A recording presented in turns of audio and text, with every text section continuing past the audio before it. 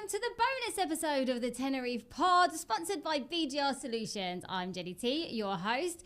With my co-host, we have Steve Ballard. Hello.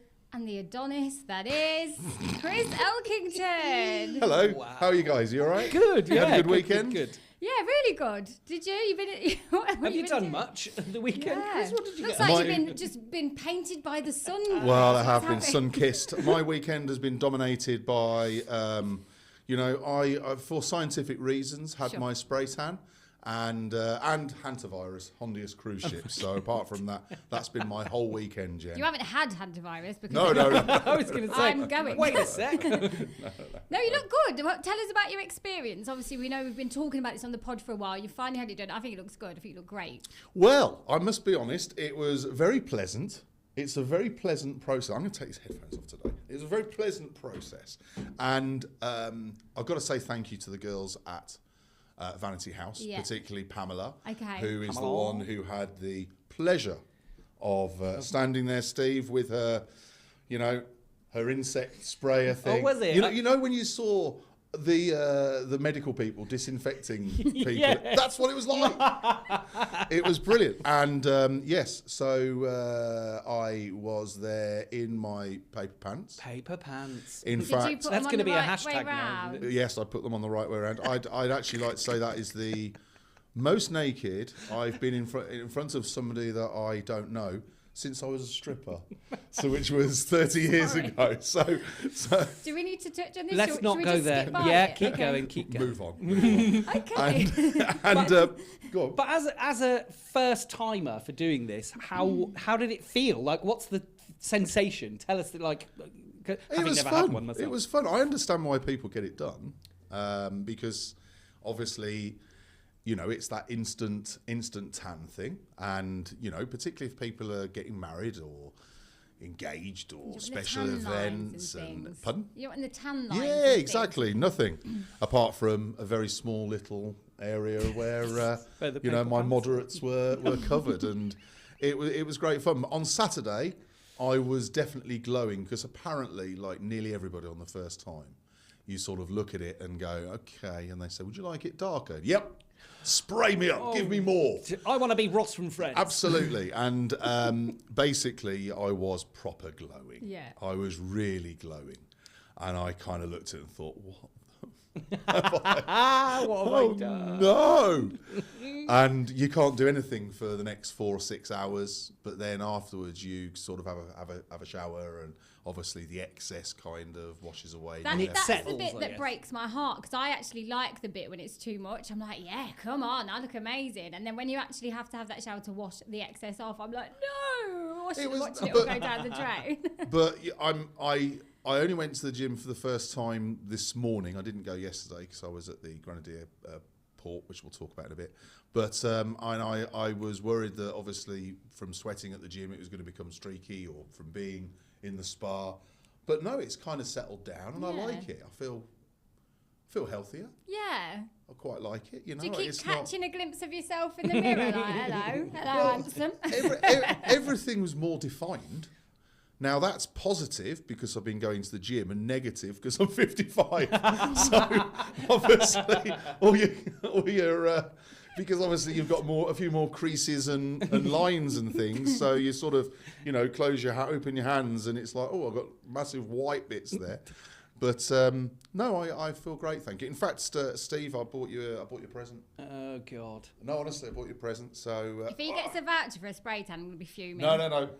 I got this for you, Steve. So let's have a look. I got this for you. This is your very own spray tan cap, Okay, wow. which you can put on if you want to. Okay, wow. Thanks. Because If obviously I you want to, I have the choice. So, Yeah. no, thank you. Okay. Maybe, maybe later. And obviously, I got you your very own Jesus. paper pants. Now, they're not used, are they? No, brand new. Double up as a mini bow tie. If you really want them to. Good bow tie for your pet. But they are actually paper pants for you, so that you can try them on at home in the privacy of your own apartment and see how you feel before it's your turn. Thanks. I thought you'd appreciate that. Wow. Okay. So I would like you just to, for a second, Steve, just close your eyes. Just close your eyes. I'd be scared. I would like you to imagine me in those 2 items of clothing.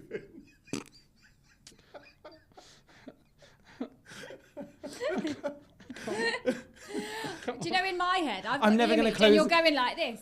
You're like proper flexing, like. Well, no, you do. Well, you have to do different poses because like of it.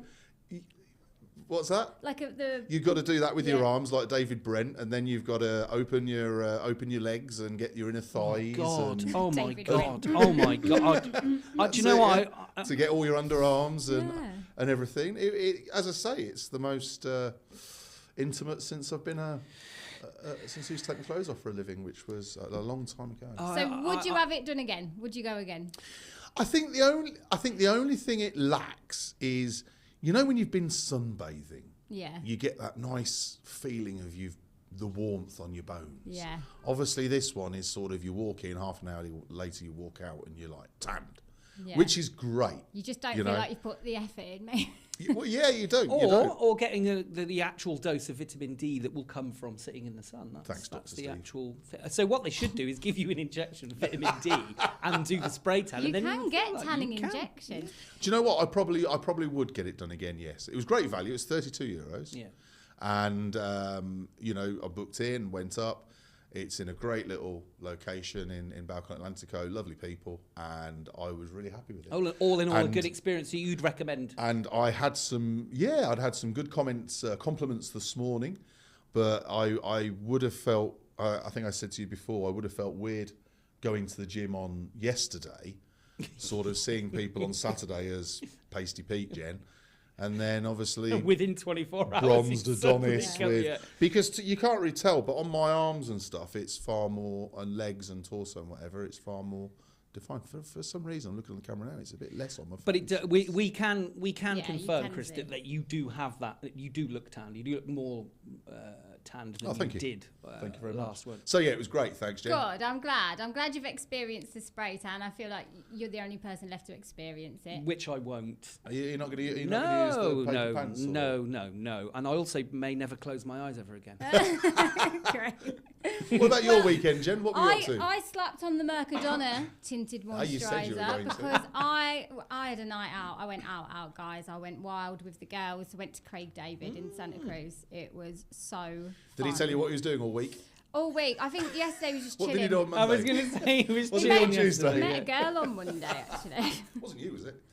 No, it wasn't. I'm not on that app. No, I've seen some of your videos and different ones. It looks like everyone was really close to the stage. Yeah, you know, it wasn't that busy, surprisingly, and it was in that small bit. You know the name of it, and I can't think. It's called the Palmerton. Oh yes, yeah. So when you come up to Santa Cruz, on the right hand side, you've got the big long car park. It's before the auditorium, and you've got the Palm Tree Botanical Gardens on your right, and it's in their car park.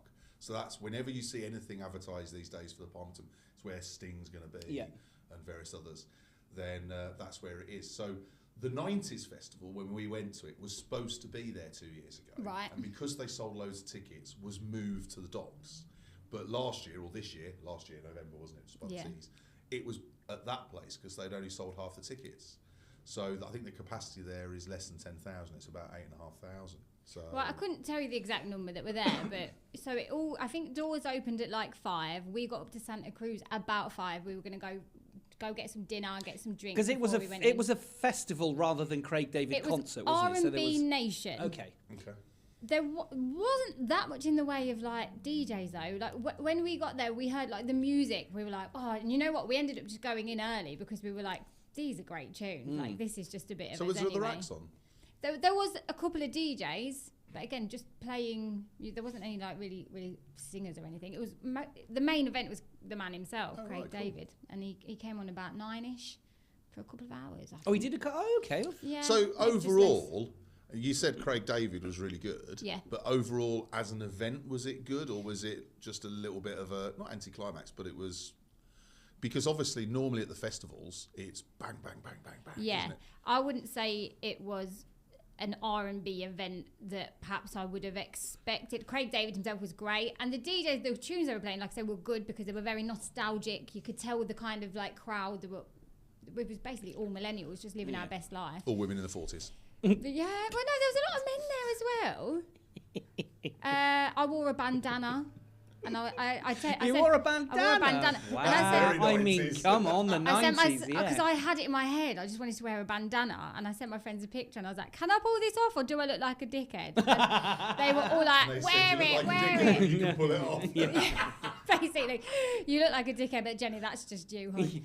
And then I saw Hayley Butler. She was wearing a bandana as well. I was like, bandana babe. Yes. She was in China or Thailand or something. Back now. She's back, but she had a lovely time. I did ask her. So, yeah, a few people there. No, it was good. It was good fun. I think a bit like the 90s thing that we went to a couple of years ago. I enjoyed it because I was just out with my girls and we were having a dance and just having a good time. Sure. The event itself, like I know that if you were there with the brain of somebody that puts on events, I'm sure there would be so much that you could do. I unfortunately can't go to anything and just enjoy it. I have to analyse it. Yeah. It's annoying. Are you the same way? I am. For live music events and things, I'm constantly looking at, what's going on. And the tech and things like that. I'm just too much of a nerd to enjoy music, god damn it. I think just have a few more vodka sodas and you'll be all right. I mean, Jenna, will give you an example. I drove past the Kostradecki school yesterday. Yeah. I think I put it on the group and they were obviously filming something there. I drove past really slowly. Yeah. I was and me and Steve spoke to each other because it was like, how many lorries? There must have been 14 Luton-size or bigger trucks full of kit, and there was the VFX team because they all had VFX on the back of their shirts, and we're talking serious lighting, the cables, the generators, the whole lot. It's either a big series or a movie. It's not like something local. It's a big. There was something big going on. Big production, but so.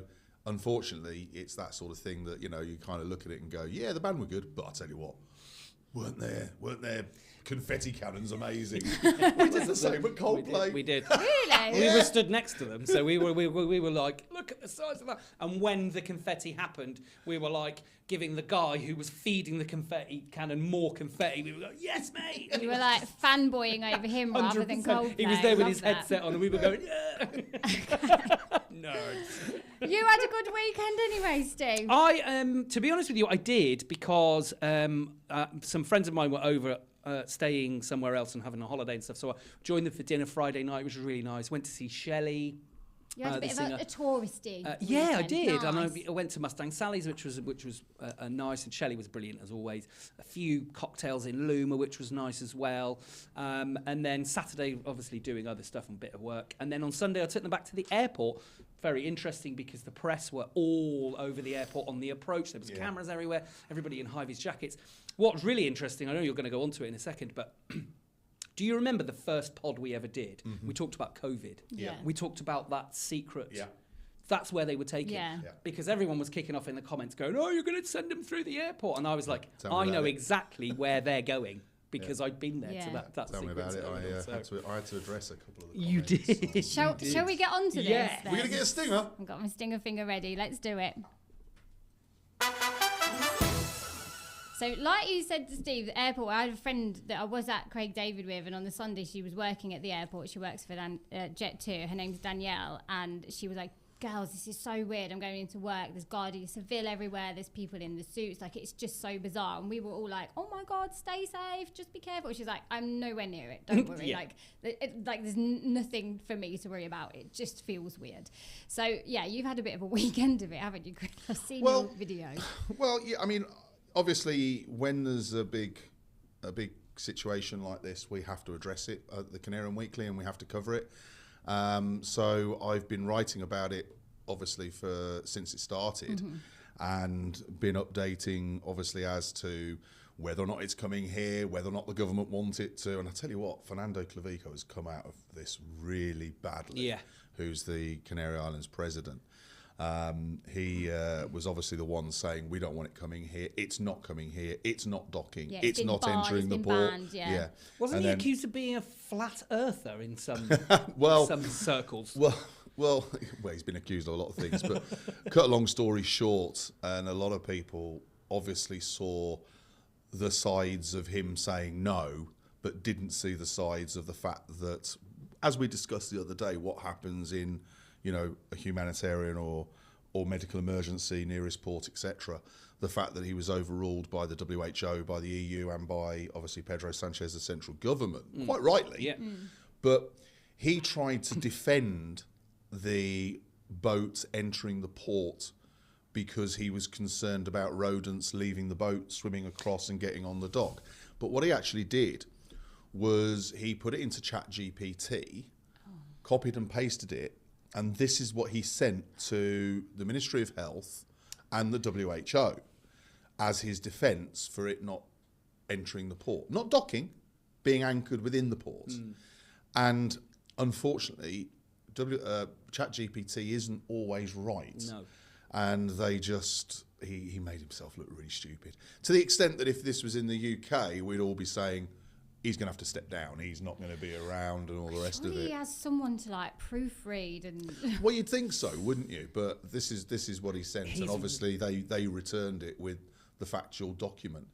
And a laughing emoji, probably. I mean, you've made yourself look a little bit foolish there, and you know, because he's quite a blustery person in terms of his attitude in general. When he doesn't agree with things, he does get a little bit. And he didn't turn up at the port. No, I noticed. He boycotted it. Of all of the people, when you look at all of the, including the head of the WHO.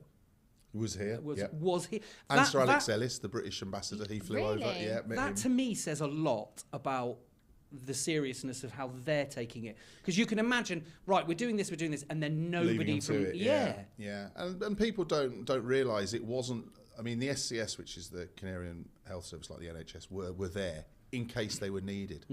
They weren't actually carrying out everything. It was WHO medical teams. And I mean, I went down to the port on Sunday, yesterday morning, after the boat had arrived, because the boat arrived at just after 6 o'clock in the morning, and they said that the evacuations were going to start at 8 o'clock.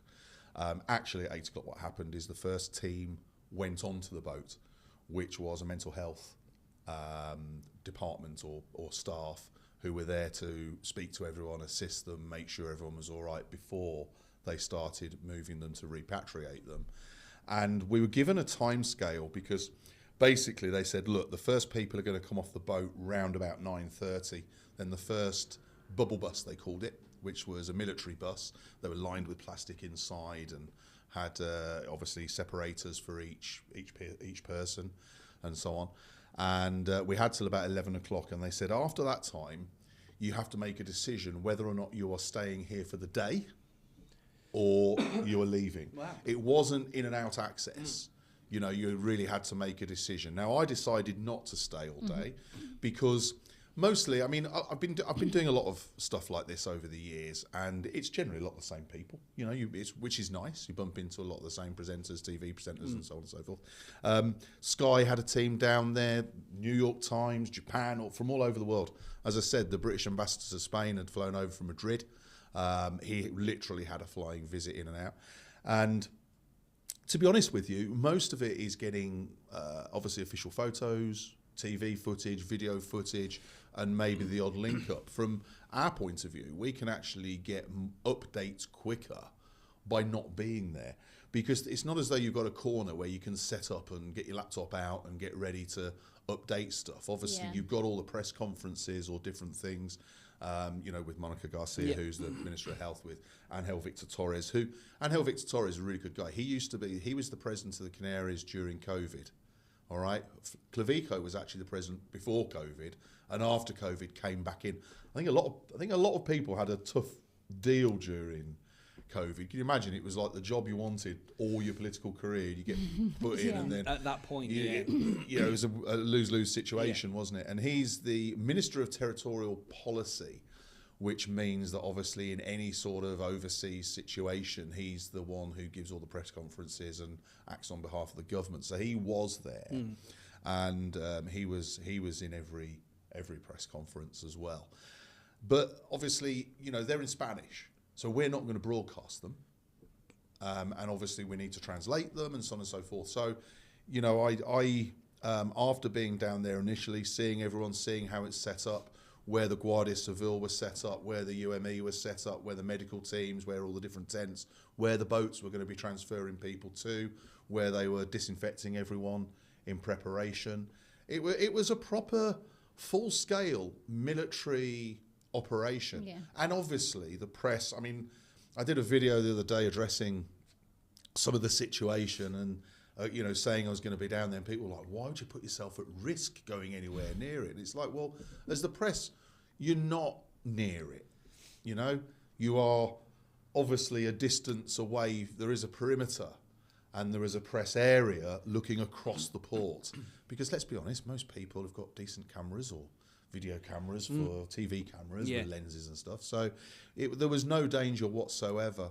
And in actual fact, everything has gone really, really smoothly. Now, just to give you an idea, Jen, 94 passengers were evacuated yesterday on 7 flights. They were 14 Spanish, 5 French, 4 Canadians, 26 from the Netherlands, 22 from the UK, 2 from Ireland, 3 from Turkey, and 17 from the United States.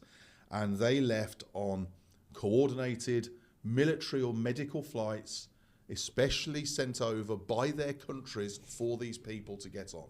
They were not on commercial planes, as people were trying to say they were going to be, or thought they were going to be. And the final 2 flights are leaving today. So later on today, there is a flight with 6 passengers to Australia, New Zealand, and somewhere else in Asia, and a second one to the Netherlands with the remaining 18 passengers. Now, after that, the boat has already refueled this morning, and then at 7 o'clock this evening, I believe it's leaving with the 34 crew on board to sail back to the Netherlands. That's why 144 people in total. It's not 144 passengers, it's how many people in total. And then it's going back to the Netherlands. I think it's going to Rotterdam, isn't it? I think to be fully sterilised, disinfected and whatever. But it's been seamless. And to be honest with you, I think that the whole system, the whole way it's been handled, apart from Clavico and the Canary Islands government, need to be applauded because they've, really played it down. There's been some absolutely ridiculous suggestions out there from people who are saying that, why are they putting them on bubble buses, then taking them through the airport onto commercial flights? Why are they doing this? Why are they doing that?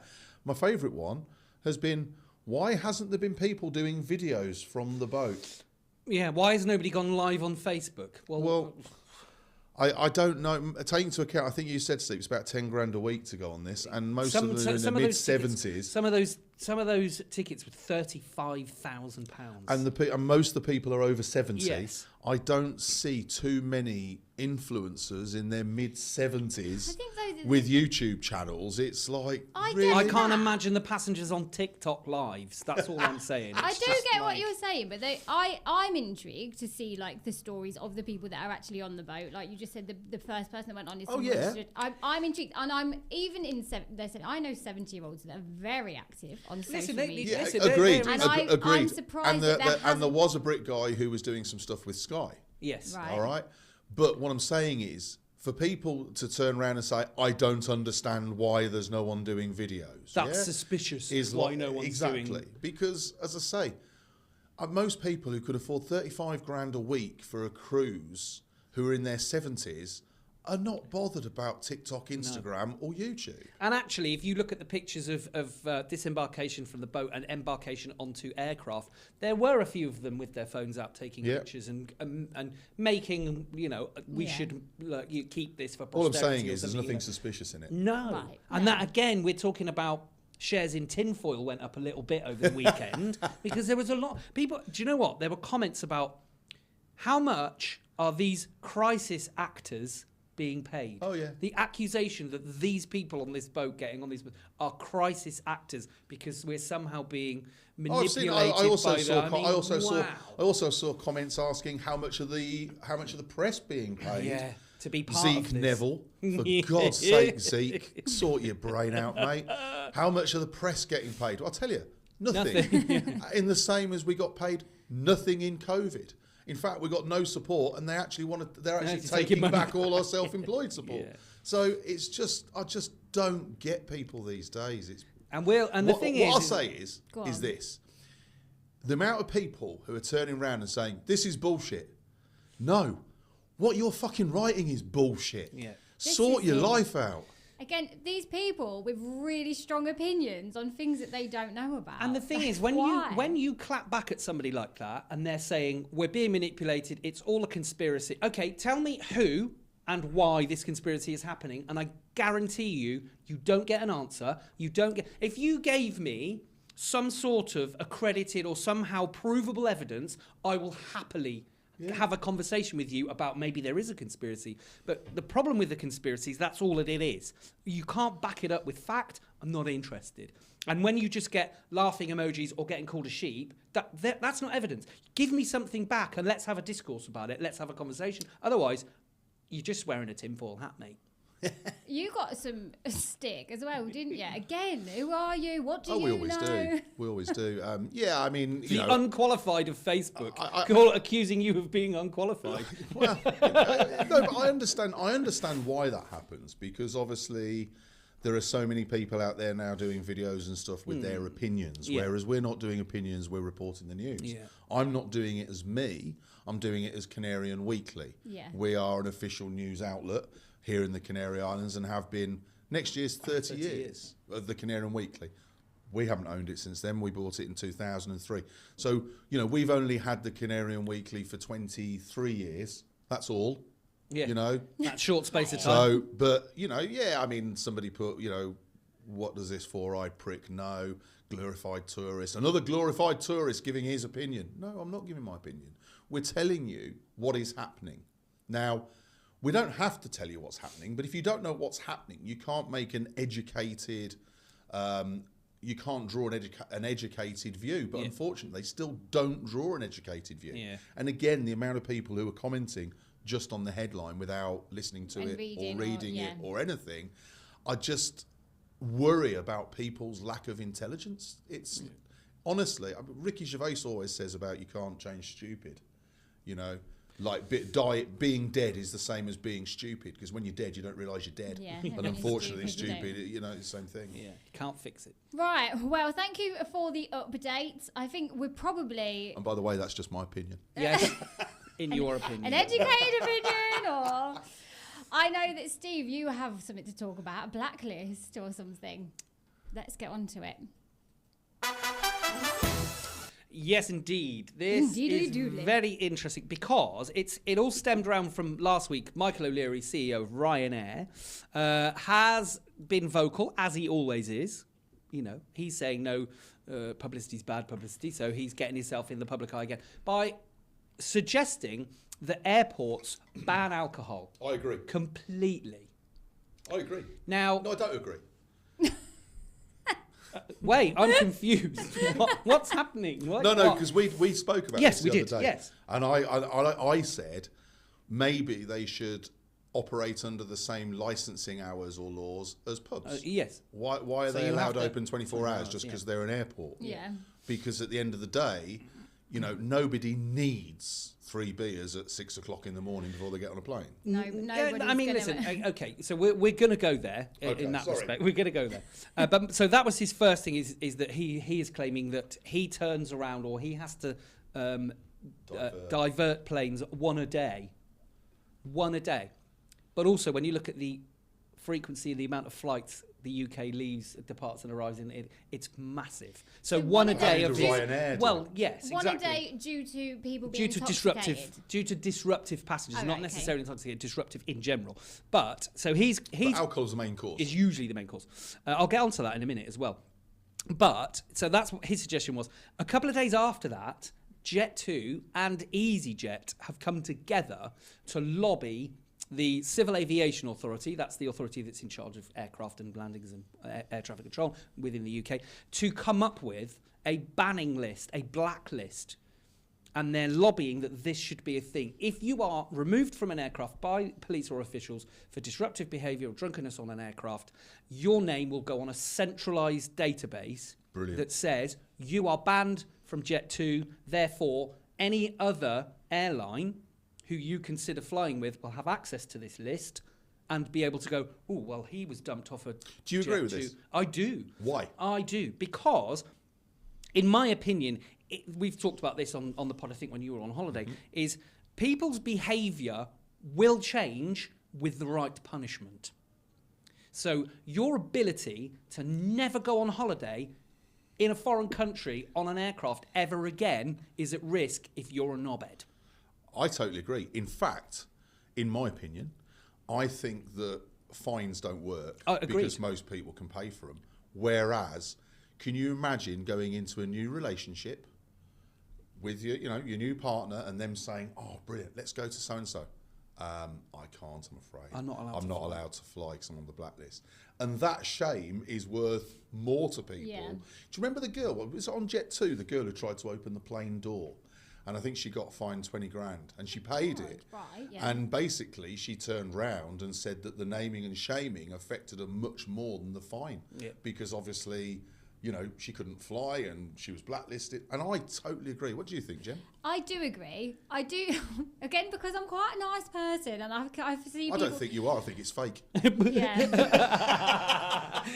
Crisis actor. Yeah. How much are you getting paid? I always think people should be given the chance at redemption. So first of all, is there a level of disruption? Is it okay, you've been kicked off? Is there a level, or is there a warning system? And is it you're so many years on this blacklist? Well, that's funny because we actually spoke about this last year or even the year before, saying should you incorporate almost a flying license in the same way as you have a driving license and get points in the same way, so that obviously, if you kick off, have a fight, this, that and the other, blah, blah, blah, you get 3 points. So you had a warning, you got 3 points on your license. But if you end up having to, the plane has to be diverted, land, this, that and the other, cost the airline, do you get a lifetime ban or do you get banned for a year, 2 years, 5 years? Because it would be really easy to implement these days, as we will see once the EES system and the ETIAS is fully operational next year, in and out of Europe, certainly. With the digital ability that we have now, and this is why I think they were lobbying the CAA, because the CAA would then be able to go to, say, for example, the UK Passport Office and say, we can attach this information to your passport, biometrically, of course, when you go into the UK as a UK passport, and you've still got to scan. You've still got to put it face down on the thing, whether you're. But it would come up before then, because you have to put your details in online. Yeah. You would need it when you book, trying to book much, much easier digitally. Yeah, much easier digitally to do that. So it is, and the whole banning alcohol in airports, and I can see where you're coming from, Chris, in terms of licensing hours. That's probably the fairest way to go to treat people as adults, because again, it's down to the 1% who ruin it for the 99%, which is kind of annoying, because I do enjoy a glass of wine or two. I do enjoy, but I don't go there to get drunk. But and also, I do enjoy the start of my holiday is now I'm relaxing. It's nice to have a beer. Yeah, of course. But people don't treat it like that anymore. No, of course. And I think you said something with your Dr. Steve head about the increased effects of alcohol in... This is what I'm going to go on the to. plane. Yeah, right, so this is what I'm going to go on to now. It's Dr. Steve's 60-second science. Do we it's do a new timer? thing. Fun with flights. Fun with flights, yeah. So the effect of alcohol, people say is massive. There is an effect. So a cruising altitude in the cabin of a commercial aircraft at 35,000 feet is a pressurized environment, as we know. But it's not pressurized to sea level, as in the level that we're on the ground. It's actually around about 6,000 to 8,000 feet above sea level is what the pressurization of the cabin is, which lowers the pressure and reduced oxygen availability. That changes how alcohol affects our body. So, alcohol feels stronger in the air. Passengers have reported... That was a siren. Bombera's going somewhere. Many passengers report feeling intoxicated faster because it's called hypoxia, so it's how the air and the oxygen within your blood flows. Yes, exactly. So it increases alcohol-related cognitive impairment, they call it. Dehydration also worsens the symptoms, and the disruption in your circadian rhythm. So when you're flying particularly early in the morning, you will have got up at 3, 4 o'clock to get a 6 o'clock flight. That's interrupting your normal sleeping pattern. So there's an increase. So somebody's had 3 pints before they get on the plane. Yes. They then get on the plane and have 3 more beers. Those 6 beers, effectively, the second 3 have more effect. So it could be the equivalent of having 7 or 8 beers. Yes, yeah, potentially. And yes. Not being funny, 7 or 8 beers for most people is drunk. I would say 6 beers is drunk, is it not? Well, this is why I'm saying, do you need to be able to drink at airports? Because if you can already drink on, if you can drink on the plane anyway, and it gives you more effect, why do you need to drink? Are people drinking to get drunk? Like, But they don't realise. They don't realise the effects because they only read the headline, not the. No, but do you know what I mean? What I'm saying is, I get the. Oh, I'm on holiday. I can do what I want. Let's get pissed. We've all done it. But what I'm saying is, in this day and age, you know, you know, you have 3 or 4 beers at the airport, which people will. You know, it's not people just having the one beer to take their holiday photograph. Yeah. And then going on the plane and drinking more, then the effects are multiplied. Well, the contributing factors that the airlines and the aviation regulators are trying to pay attention to is things like stress and anxiety. Flying is a stressful thing for most people because of trying to get there and not miss flights. Confinement. Yep. You're in a metal tube, there's 190 people, 200 people. Fatigue, obviously, because of the, you know... Some people are scared of it. Reduced oxygen. And apparently this social drinking culture in airports, as you mentioned, Chris, the holiday started where, hey, let's go. Here's the facts. Does alcohol actually hit twice as hard, which is what the claim is? It is an exaggerated claim. They have done controlled studies to show the effect. It is real, but it's usually moderate and not literally double. However, at cabin altitude, impairment begins sooner. Subjective intoxication can feel stronger, and your performance declines much more than anybody's expected. So here's the advice. From aviation medicine specialists have suggested drink more water than usual, which is good for flying in general because it's a very dehydrated environment. The average humidity on an aircraft is 10 to 15%, not the 30% that we would normally get in regular air, so it's a lot drier. Limit alcohol intake. Avoid mixing alcohol with sleeping pills or anxiety medications, which some people do. Again, it's a very popular thing. Well, and travel sickness tablets. Be cautious if you're tired, ill, elderly, or medically vulnerable. Eat before and during drinking, and the simple rule is for every alcoholic drink you have, drink water afterwards. But also, people have turned around and said, but by doing that, it means the airlines will be the only ones selling drinks, and they'll be able to charge what they want. I don't mean to be rude. Have you bought a pint at an airport recently? It's not. I actually haven't. I don't really. I don't know how people could afford it. How much? How much at Tenerife Airport? How much is it? Do we know? Well, put it this way: a sandwich is like €9, a baguette or something. So I mean, you know, a small bottle of Coca-Cola's $3.50, $4.50. I've got a feeling when a water is that exactly. Yeah, I've got a feeling for a hara, for a pint or whatever you call it, is around about €8 or €9. Exactly. So it's not going to be. It's going to be still be cheaper on the plane. And so the advice is: don't drink at the airport. Yeah, buy your drinks on the plane. Because although they might be the same price, you're going to get drunk quicker. Yeah. So pro rata, they're cheaper. There you go. Dr. Chris's advice. Excellent stuff. Excellent work. But in general, you know, I have to say kudos to Jet2 and EasyJet for lobbying the CAA. Let's hope. I mean, something's got to be done. Yeah, it sounds to me like, you know, Michael O'Leary might get behind that as well. All of the airlines need to come together on this, I think, and just decide this is happening far too often now. Do we not think, though, that's enough to do that instead of, like, change, like, the rules at airports and stuff? Do that first and see if that makes a difference. I think the two go hand in hand, personally. And I really do. Yeah, I do. And because the airlines are saying the same as well. I know people are saying, yes, but you should be able to tell at the gate if someone's drunk. But they're not drunk when they get on, in general. Mm-hmm. You always get the odd, of course, they're not being allowed on. But if you've had 2 or 3 beers, in general, you're not going to be drunk. And then you top those up on the plane. Yes, with those facts that I've just given about how it affects. But also there are the far extreme comments that you get. This one made me laugh. Breathalyze everyone before they get on the aircraft. I know it'll take longer. I'm like, are you kidding?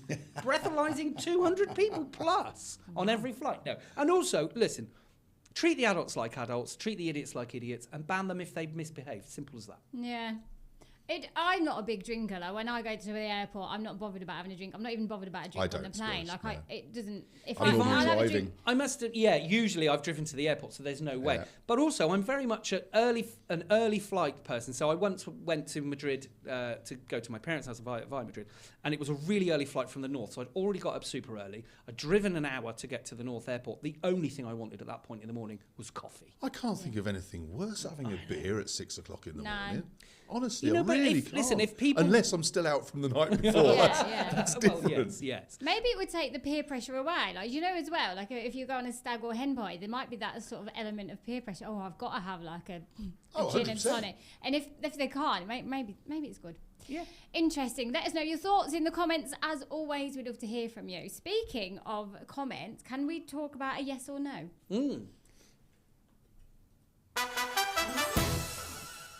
So another Oasis FM post on socials that caused quite the stir was about baked beans. Actually, before I go into it, can I just tell you something about baked beans? Yeah. I don't know if Is you, this your tin? did you see I it on my saw story? your photo. Yeah.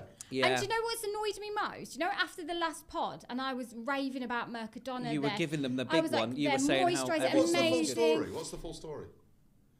Well, I opened it. I was doing baked potato, cheese, and beans for tea. Classic Nice. dinner. Opened the tin, and it was like that. It was like it looked like green worms. But was it not It was slightly mould. open or something? I hadn't noticed that it was slightly open, but when, like Steve said, he looked up my stories So and he said it looked like there was a little dent. Dr. Steve again. Well, no. So To be I honest, this should be Chef Steve. well, Because a bit of not, both. Not because everyone might know, Steve, that you are a chef at the Winchester, of course. Does that never come up? Never, Notice no. I didn't say that. No, but that's fine. That's fine because it's relevant. So what I said to Jenny, and I saw this, and I wasn't horrified because I also saw the state of the tin. Okay, so that tin had been dropped. But you say the state of the I hadn't noticed. Right, so I saw that it had a dent in Okay, it. I It believe was, you, it but was, I can't it was say it a was an dropped tin. obvious- So what we call that in the industry is a blown can.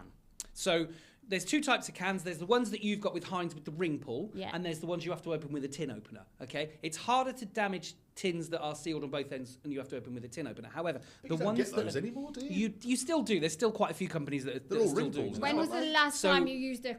Yeah, Never. I've got My My one. kids don't even know what one is. Yeah, I know. No. It's easier because what happens? So the can hits the floor, and it doesn't even take that much to blow that seal on the ring pull. Right. And then what happens? The air gets in, and it goes mouldy. That green, that was mould. That was penicillin, pure and simple penicillin. So here's the advice: dented. I know, dented cans. If you don't pick them, just don't bother. Search through What, for even if one they're that's not. cheaper? Yeah. Yellow sticker. Don't go with the blue. Don't go with a blown can because that will easily, when you open it, have an experience like that, Jen. So blown cans, dented cans, no good. Leave them to the side. Let somebody else. So buy I it. reckon. What did you do about your dinner? Well, luckily, I'm not in a shortage of baked beans. I had a few tins, so I had enough. Did But it not like kind of put you off baked beans It did, forever? but I'd already opened one tin because there was I needed it about a tin and a half, more or less. So I'd already opened one. It was a second already tin, and committed. I was like, my kids were sat watching their tablet while I was making dinner, and I was like, I can't freak out because they won't eat the beans. So I Yeah. just I was like, I need to tell somebody. Hence why I put the story on Facebook. Okay. But yeah, I just felt like Mercadona did me dirty. I'd really promoted their like salted caramel ice cream. Yeah. I was like, their tinted moisturiser amazing. I got home, let you opened- down. I was like, ouch. So the advice is don't buy dropped cans. If it's dented, leave it. Or maybe just look out because I didn't even notice the dent. But now I know. And if you are anywhere and you drop a can, don't put it back. Well, if the question is yes or no, I will say no to that. No tin to of mouldy baked beans, No, yeah. no to mouldy actually, beans. it's about normal beans. So what caused quite the stir on the socials on Oasis FM was beans on a full English. Should it go on the plate or on the side? Thoughts, please, Jen. Well, Steve can go last because he's the chef. So do you think he might have a knowledgeable Well, I think he'll definitely have a different opinion. He'll have a double opinion. Okay. One from eating breakfast and one from making them. Yes. We'll see. Personally, I like baked beans, but I don't like baked beans on a breakfast. Okay.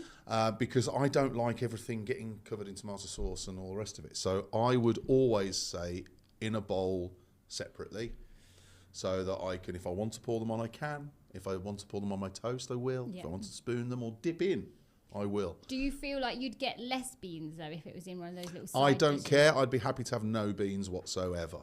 But so Do you I feel like would. it's a bit dry though? Yep. What would you have wet on you if you didn't Ketchup. have beans? Just ketchup. Yep. Plum tomato. That's enough. No. See, I think no, a plum poached egg. tomato. Poached egg. Poached No, I egg don't would be like nice. tomatoes, but poached egg. My ideal breakfast is 3 bacon, 3 sausage, 2 toast, 2 poached eggs, and loads of mushrooms. There you go. Hash brown? Yeah. Give or take. Give or take hash brown. 'Cause there was a I used to few- like them from McDonald's. Yeah, me too. There was a few comments on the post that I just thought was interesting. There were a lot of people wanting it on the toast, which I get. Another said on the side, but not in a tiny shot glass worth. That was from Christopher Pritchard. Is it called a ramekin or something? Yeah, isn't it? ramekin. A Ramekin, yeah. And David Thornton said the beans should go in the bin with the hash browns. Yeah. Do you know what annoys me more? Oh God! And maybe here he Oasis, and goes. maybe we can have a word with John to do a question about this one. It annoys me more when they send you out your toast not buttered. That really winds me up. Do they butter the toast at the Winchester? because- They because- butter it for you. Yeah. Because when it comes out not buttered, generally the butter's really hard Yeah. and the toast has gone coldish, so it doesn't melt. Yes. That winds me up far more. You do get that because then when you try and but you end up smashing the toast to pieces Yeah. because the butter's. I get it. That happens. In terms of beanage. Binage à toi? What? A binage à toi? In terms of That's a new experience. In terms of beans. So where that okay, let's get at this from a plating point of view. So okay, from a chef point from of a view. chef point of view, Okay. ramekins are a pain in the arse anyway because Extra it's washing one up. less. It's one more thing for the KP to wash up, who's already probably pissed off at you because you've got all of the bacon pans and everything else that need washing that you've put, because you've cooked your bacon and things like that. But also, it's pretentious, I think. This is my opinion. Don't come at me. I think it But looks I better. think it. I see. I don't. What about portion control?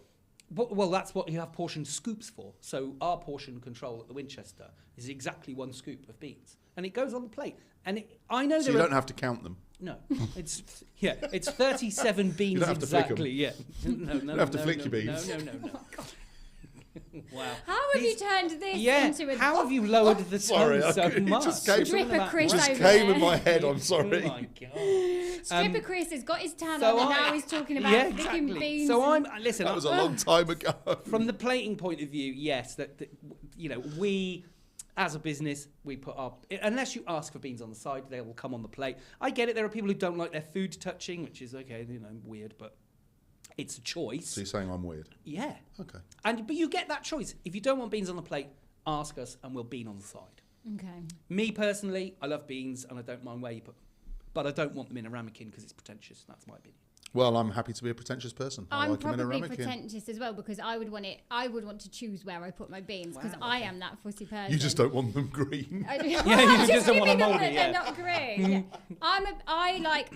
I wouldn't want my beans covering my bacon because I wouldn't want the bacon to go soggy. But I do like a bit of binage à toi on my Bean toast. juice. Bean I like to suck the toast a little bit. But then I also like a crunchy bit of toast. So I don't want it all over my toast. I want one bit crunchy, one bit. But do you like bean your toast soggy. buttered before it comes out, or do you like to butter it? It doesn't really bother me, but as long as the butter is spreadable, I'll Yeah. do it myself.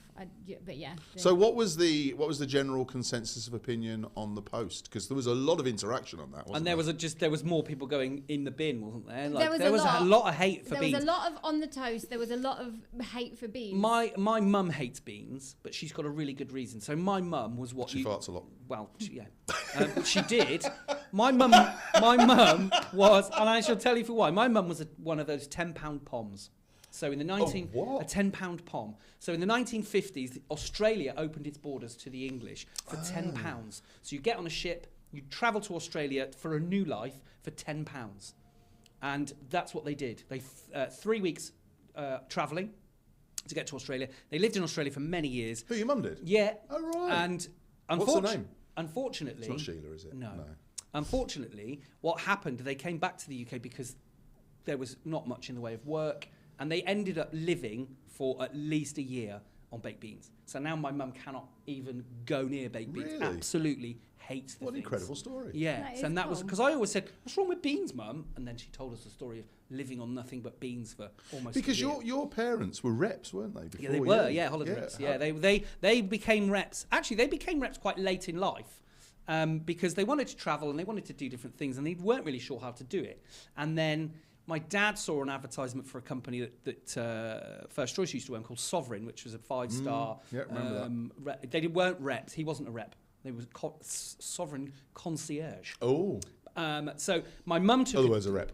My mum took a job in the First Choice office in Albufeira. They were in Portugal for a long time. Then they went to Greece for a long time, and then they moved back to Portugal to retire, and that's where they retired. And I got the bug from going to see them in Portugal and seeing what the work they were doing, and then I decided to become a rep after. Talking about English breakfast, though, Jen, one thing I will say is that one of the quiz questions, because I know we've spoken about quizzes on here. Oh, yeah. When I worked in the hotels, we used to do quizzes. We always used to do what's the national dish of Spain, yeah, and we always gave the answer as English breakfast. I think if you, I bet they loved it, didn't they? Yeah. The Jamaicans? But I reckon if you did a poll of how many paellas are sold compared to how many English breakfasts were sold, There'd be more the English difference would be- breakfasts. yeah, Do you know genuine. when I was a kid, one of my core memories of baked beans was going on holiday. Like it was when I was about 6 or 7, Hey. when we first started travelling abroad, and it was when you could put anything in your hand luggage suitcase, no, weight luggage, like the weight allowance, not even a thing. So my mum and dad had bought me and my brother like these big rucksacks, filled it with baked beans. Like I remember my mum like telling me to In tins? in tins, yeah. Tins of baked beans and whatever else. Put it on and I fell backwards like because it was so heavy. Oh my god! Why did they always use beans in challenges in baths and things for charity? What was that all about? You used to sit in a a bath of beans. Well, yeah, children in need. I think millions of people over the years have sat in a bathtub full of beans. Why? Have you I seen don't that know, Little because- Britain sketch where they've got like 5 tins of beans and I think we might think need we more might. beans. Because it would cost a fortune these It days. would nowadays. Actually, they're cheaper again now. They got up to nearly €2 a can just after COVID. Do you reckon if they opened a tin and it was green on top, they'd still use it? No. Even for the bath? No. Why Anyway. not, mate? It's for charity. Absolutely. I do have an opinion on beans themselves, though. Go on, then. Heinz Oh, the best. are one of the best, not the best. No, they are the in best my by far. opinion, okay, sponsorship deal coming. Branston beans are beautiful. Do they if you can taste get of hold of them. pickle? No, but the sauce is slightly darker and thicker than Heinz. Heinz have become a bit too saucy lately, so there's more sauce than beans, which is kind of like a bit cheating. But Branston beans, beautiful. Did you ever think that Richard Branson should have released a pickle? I'm just going to call it a day there, guys. Well, no, it would have been Yeah, no, Branson great. pickle. I get it. Not Let's- virgin pickle. We'll see you on the next episode of the Tenerife Pod. Thanks for listening. Bye. Bye.